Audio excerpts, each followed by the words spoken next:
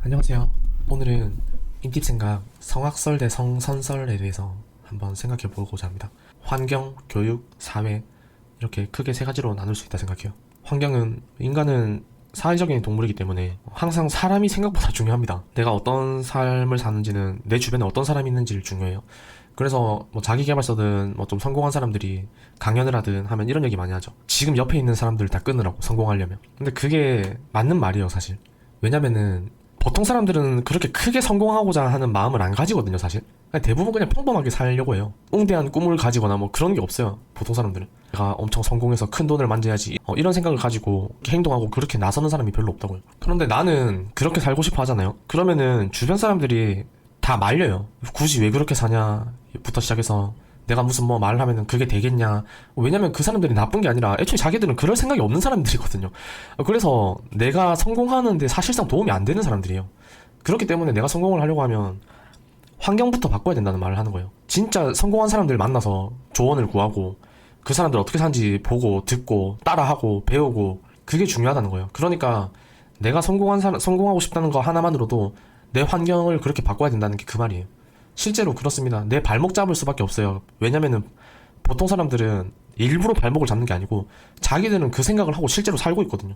그렇게밖에 말을 해줄 수가 없는 거예요. 일부러 나 성공하지 마라 이런 식으로 못되게 구는 게 아니고 일부러 발목 잡고 끄는 게 아니고 그 사람들 입장에서는 당연히 그렇게 말하는 거고 그렇게 말할 수밖에 없고 어떻게 보면 그것도 내 걱정해줘서 하는 말이에요. 결국은 사람은 환경을 많이 타는 동물이다.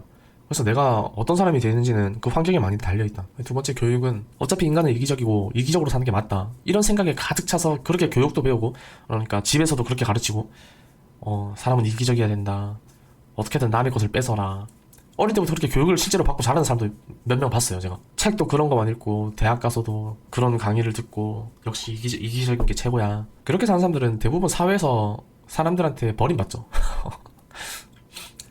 진짜 너무 그렇게 이기적으로 살면. 근데 반대로 집에서도 남한테 베풀고 부모님이 뭐 학원 태권도 학원 가서 관장님이 나 혼자 뭐 먹고 있으면은 콩 한 쪽이라도 나눠 먹어라 친구들이랑 그렇게 교육을 받고 그렇게 자란 사람들은 또 남한테 이렇게 막 이타적으로 이렇게 살죠.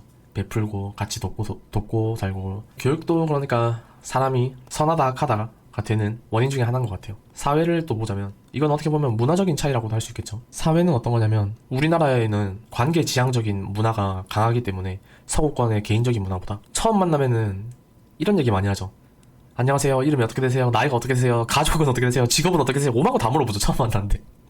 처음 만난 자리에서 그 개인적인 것도 되게 다 물어봐요. 빨리 친해지고 이 사람이랑 뭐 이렇게 좀 친해지기 위해서 관계적인 거죠. 그러니까 그걸 물어본다는 게 예를 들어서 뭐 형제가 몇 명이에요, 뭐 나이가 몇 살이에요 이런 걸 물어보는 게 너를 충분히 알아야 내가 너에 맞춰줄 수 있다는 거예요. 내가 너한테 맞춰주려면 너를 충분히 알아야 되니까 너의 정보를 알고 싶어 이거예요. 그런데 이거를 개인적인 서구권에서 가서 한다 생각해봐요. 엄청 무례하다고 느끼죠 사람들이.